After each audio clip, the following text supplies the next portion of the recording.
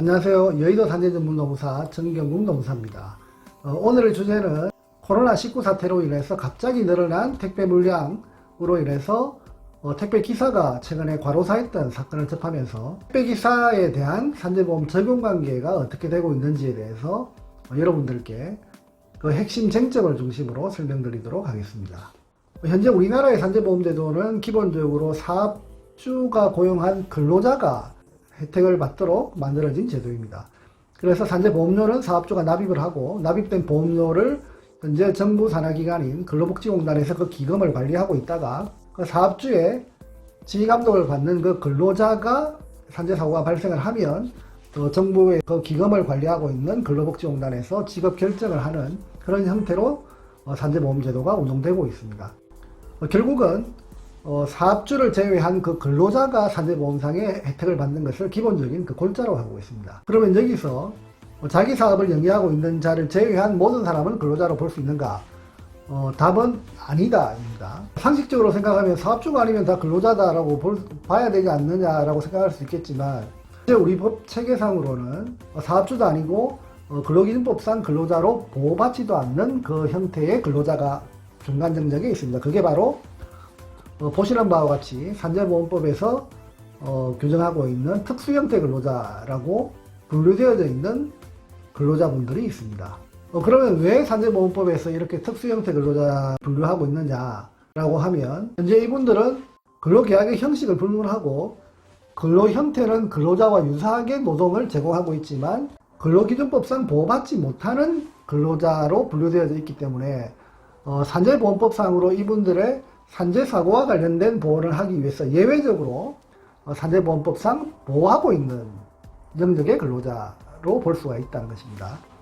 다시 말씀드리면 이분들은 현재 근로기준법상으로는 보호를 못 받는다는 거죠. 예외적으로 산재보험법이라고 하는 그 특별법에서 이분들의 업무 수행 중 발생한 사고나 질병에 대해서는 산재보험법상 보호를 해주겠다라고 분류하고 있는 분들에 해당됩니다. 그런데 문제는 이런 분들이 과연 실제 산재보험법상의 보호 영역 안에 온전히 다 들어와 있느냐라고 보면 현실은 그렇지 않다는 것입니다. 최근에 국회의원이 조사한 자료에 의하면 현재 특수고용 형태 근로자의 산재보호 범위 안에 들어와 있는 그 범위가 11.5%에 불과하다라고 하는 보고자료가 보시는 바와 같이 언론을 통해서 확인이 되었습니다. 그럼 왜 이런 분들은 이렇게 11.5% 정도 수준에 불과한가? 산재보험 적용률이 11.5%에 불과한가를 생각해보면 이유는 간단합니다.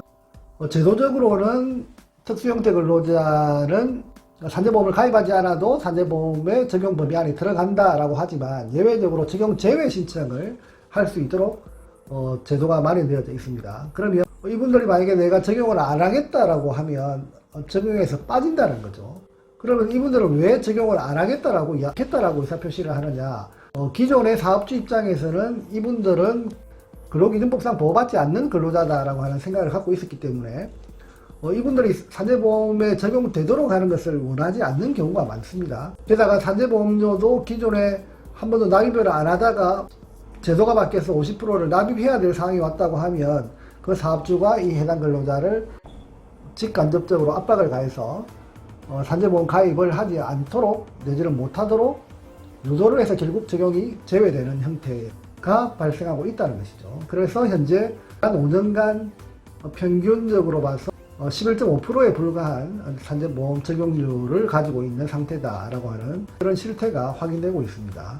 최근에 특수형태 근로자들 중에서 택배 기사나 퀵서비스 기사들의 사고가 상당히 많이 발생하는 것으로 알고 있습니다. 왜냐하면 상당히 사고의 위험성도 크고 과로의 정도는 택배기사 같은 경우에는 우리가 상상할 수 없는 정도의 과로 상태에 노출되어 있기 때문에 그 위험성은 더욱더 커져 있는 상태입니다. 그러면 빨리 분들의 산재보험 적용률을 올리는 방안에 대해서 한번 고민을 해봐야 되지 않겠나 생각이 들고 거기에 대한 일환으로 최근 기사에 보면 특수형태 근로자의 근로 실태에 대한 점검을 나서겠다고 하는 기사도 확인되고 있습니다. 상당히 고무적인 기사라고 볼 수 있겠습니다. 사실은 이 특수형태 근로자라고 하는 개념 자체는 사업주가 아니면 모두 근로자다라고 하는 그 개념으로 흡수가 되어야 되지 않겠나 그렇게 생각을 합니다. 그래서 최근에 고용노동부에서는 플랫폼 노동자에 해당되는 요기요 근로자에 대해서 근로기준법상 보호범위에 들어가는 근로자로 포함하는 그런 결정을 한 사례도 있습니다. 이 부분에 대해서는 케이스에 따라서 구체적으로 확인을 해야 되겠지만 사업주의 지배범위 안에 들어가는 근로자에 포함이 된다라고 판단을 했고, 그 근거로 출퇴근에 대한 지시도 하고 사업주가 구체적인 지시 행위가 상당수 있었다라고 하는 것을 근거로 근로기준법상에 포함되는 근로자로 그렇게 분류했던 사례가 있습니다.